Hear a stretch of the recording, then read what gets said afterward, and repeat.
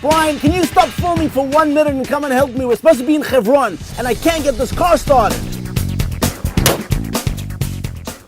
Shalom friends, welcome back to Israel. I'm so pleased you could join us. Today we're going to Hebron.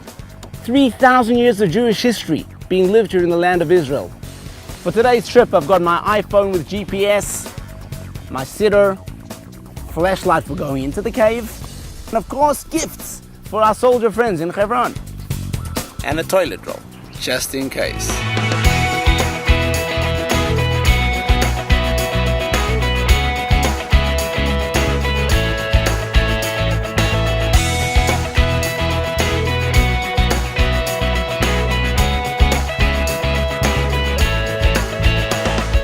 Hebron is one of the holy cities. It's the city of our forefathers, Abraham, Isaac, Jacob, and their wives who are here. They lived here and they're buried here as well.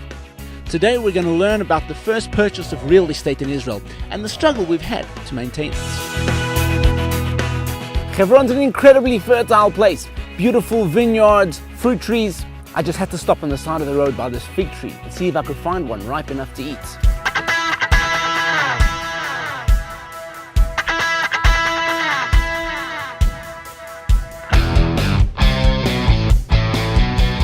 Said that we were going to be shooting a cave. Behind me is a building. I think maybe you want to check the guidebook.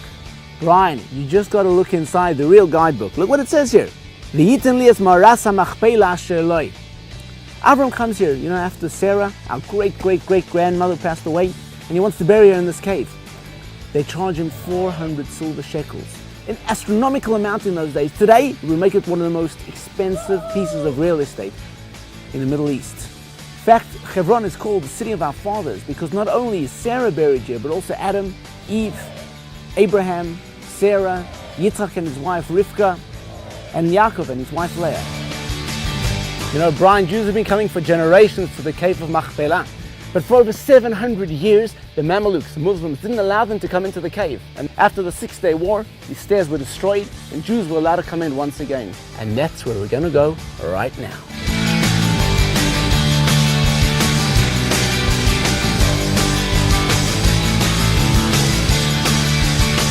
Ron, I know it's a bit confusing for you because it doesn't really look like a cave. You brought your flashlight and everything. But in actual fact, the cave itself is underneath the floor. You can see there's a trapdoor here. You can actually tell someone going down to the trapdoor to the cave of Machpelah. But you know something? Enough explanations. Let's do what we really came here for, and that's a little bit of davening.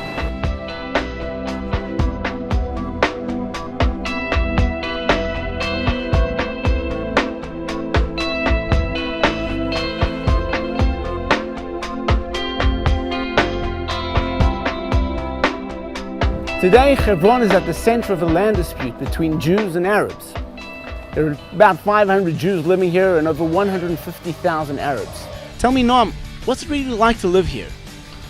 Well, this is one of the coolest places in the world to live. Just by being here, you are making a history.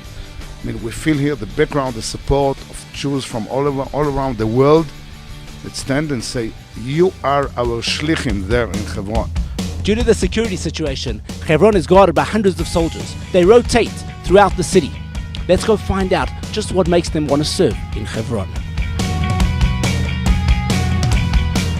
Omri, tell me, what's it like actually to serve in this place? Actually, it's been very hard. We've been here for 6 months. On every Shabbat evening, Rabbi Dani invites us to his house of Beit Chabad, and we can have dinner with him and his family. It's very, very nice. Well, I want to say thank you on behalf of everybody. Thank you very, very much for being in Hebron and helping protect the place so that we can come and visit. I gotta ask you, Rabbi, why do you do it? Many people think we're crazy, and we are crazy. We're crazy about Jewish history. We're crazy about the Jewish people. We're crazy about the soldiers that live here. For us, it's a great privilege to be able to bring up our children in the backyard of Abraham, Isaac, and Jacob, Sarah, Rebecca, and Leah. 4,000 years of Jewish history throughout the streets over here. There's a connection over here of the Jewish people to the land. In fact, the very word Hebron means connection. This has been an unbelievable day in Hebron. I've learned so much about my own history. 3,000 years history in Hebron, and yet even today there are some who don't recognize the Jewish claim to the place. Why do we stay here? Why do people live here? Why do the soldiers fight? Because there's a beautiful, incredible love for the land. The chibur, the connection with Hebron. And that's something I'm going to take back with me.